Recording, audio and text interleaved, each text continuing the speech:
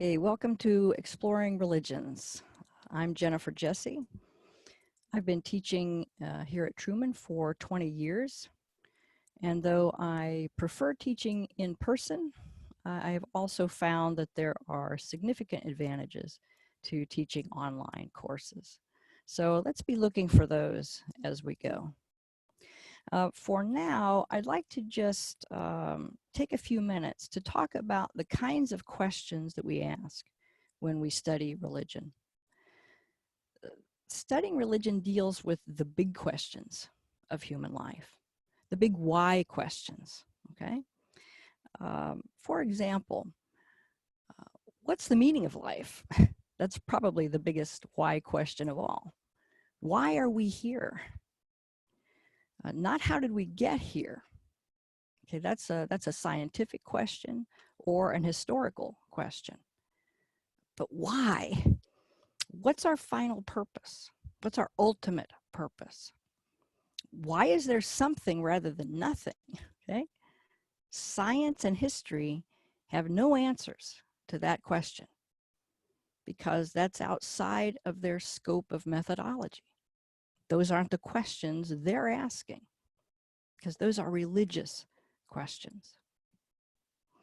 Another question is what's really real, okay? Is what we see around us all there is to reality? Or is there another plane or dimension to reality that we can't measure or even detect with our scientific instruments? I mean, what is mind? We pretend that we know the answer to that question, okay? But it's a mystery. We can study the brain, but mind, that's something else. Another question, what happens to us when we die? You know, we can't know the answer to that question, not according to contemporary Western standards of knowledge. We can't know the answer, but we all believe different things about that, right? Which raises another interesting question. What's the difference between knowing something and believing something? And can thinking more deeply about that question help us to live in peace on the planet with people who believe very different things? Because there are countless people on this planet who hold these religious beliefs as matters of eternal life and death. So there are real world implications to all of the kinds of questions we're going to be asking here.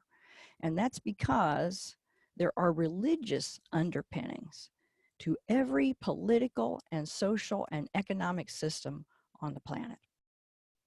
Okay, so these are the kinds of questions we're going to be asking in this course. And what I'm asking you to do here is simply listen as carefully as you can to the people that we're going to be reading about in our textbooks who are telling us about the answers that they've heard to these kinds of questions, and listening as carefully as we can to each other in our class. Listening carefully is not an easy thing to do because I'm asking you to really open yourself and perhaps some of your most profound beliefs to change. So that's not an easy task.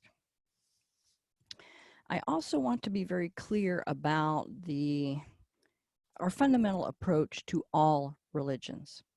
And if this is your first religious studies class at Truman, we're going to be talking about religion in a way that perhaps you've never done before. What we're doing here is the academic study of religion. The academic study of religion means, first, this course is not about advocating any particular belief stance. We're not presuming the truth of any particular confessional position, whether it's Christian or Buddhist or Hindu or whatever. That is, we're going to be doing our very best to get our heads inside each of these other religious worldviews, but we're not going to accept without question the presumptions of any of those religions. For example, their notions of what's true or what's real. So we're going to be examining each of these religions by digging around underneath each one, so to speak, asking all the why questions that we can of that religion. We're going to call its assumptions into question. So the academic study of religion uses a critical approach.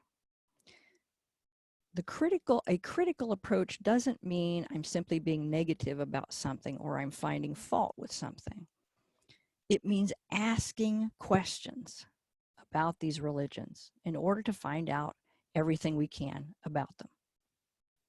As an example of what I mean by critical questions, who created these beliefs? Why were they created? Who benefits from these beliefs?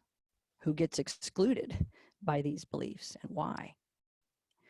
Do these beliefs make sense given what we think we've learned about the world? What does my reason tell me? What does my experience tell me?